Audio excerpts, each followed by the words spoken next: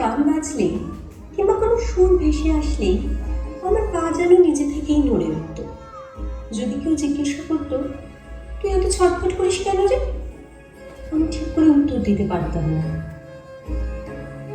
শুধু মনে হতো সুর যেন আমাকে ডাকে, আর সেই ডাকে আমার শরীর নিজে থেকেই সাড়া দেয়। হয়তো তখনই নিজের অজান্তেই সুরের সঙ্গে আমার একটা গভীর বন্ধন তৈরি হয়ে গিয়েছিল। সেই টানটাই একদিন আমায় নিয়ে গেল নাচের স্কুলে।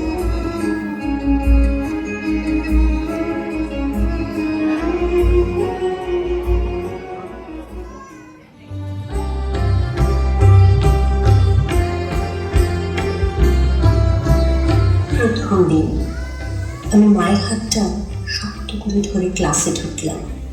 চারিদিকে নতুন মুখ, নতুন পরিবেশ, বুকের ভেতর অদ্ভুত ধুকপুক।